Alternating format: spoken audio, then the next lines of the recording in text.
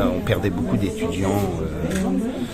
Les soldes étaient de plusieurs milliers d'étudiants qui quittaient la Normandie, notamment à partir de la licence. Et toute notre obsession a été d'accueillir de plus en plus d'enseignements supérieurs, de plus en plus d'écoles d'ingénieurs. On ouvre 5 écoles d'ingénieurs pour faire en sorte qu'on puisse accompagner le développement notamment industriel de la région, qui est extrêmement fort, notamment parce qu'elle devient la grande région de l'énergie décarbonée, avec 100 milliards d'investissements entre les centrales, le retraitement, les grands projets industriels sur la vallée de la Seine.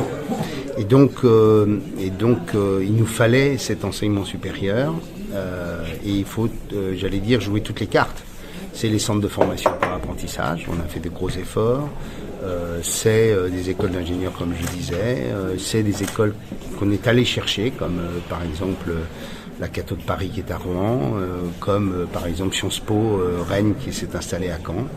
Et puis ne pas oublier non plus les villes importantes de la région, comme Évreux. Et c'est un institut de formation pour les infirmières qu'on va inaugurer bientôt.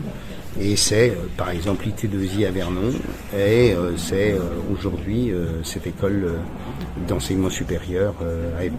Nous avons fait un choix très clair il y a 10 ans, c'est de refaire venir les étudiants et notamment l'enseignement supérieur dans le centre-ville d'Évreux.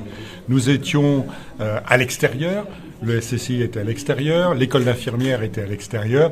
Nous avons fait le pari que la redynamisation d'un centre-ville, ça passe par l'arrivée des étudiants. Il faut que les étudiants y soient dans le centre-ville parce qu'ils vont y vivre, ils vont y consommer, ils vont y faire leur vie, ils vont utiliser les services culturels qui sont proposés.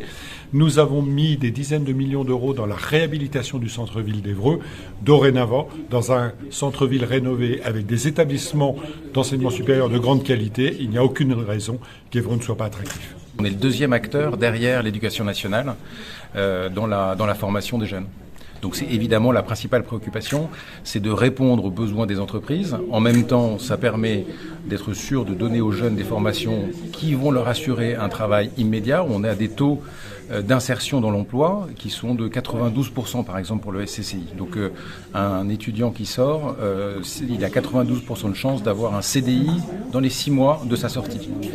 Et on a d'autres objectifs qui ne sont pas secondaires et du type la redynamisation des centres-villes.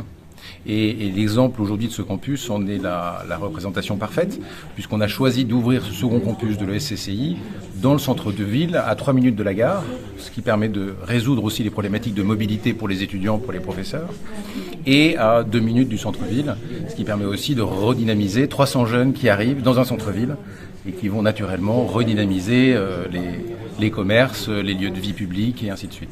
Alors le SCCI, c'est une école majeure du territoire puisque c'est quasiment la seule qui propose des parcours complets du BTS au master et qui est très positionnée sur les masters sur notre département. Notre souhait, c'est de faire rester le maximum de jeunes et d'en attirer d'autres. Donc le SCCI continue sa croissance sous ma direction.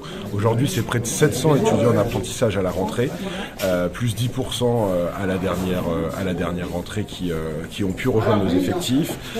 On a 25 formateurs permanents, une équipe de 50 collaborateurs entièrement dévoués à nos étudiants et quasiment 60 à 100 formateurs experts qui connaissent leur métier et qui viennent enrichir nos formations de leur expérience. Donc on dit des fois que l'apprentissage c'est l'alliance de la théorie et de la pratique, mais nous c'est la pratique théorique et la pratique pratico-pratique dans les entreprises, puisque 100% de nos étudiants sont en alternance. Aujourd'hui, beaucoup d'écoles font de l'apprentissage, mais on encourage les familles et les étudiants à choisir des écoles dont c'est vraiment la spécificité, et c'est tout à fait le cas de la CCI, qui est l'école supérieure de la CCI. Donc on a tous les atouts finalement. On est une école supérieure publique, dirigée par des chefs d'entreprise, ce qui nous donne une capacité à nous adapter aux besoins, et c'est ce qu'on fait depuis 40 ans.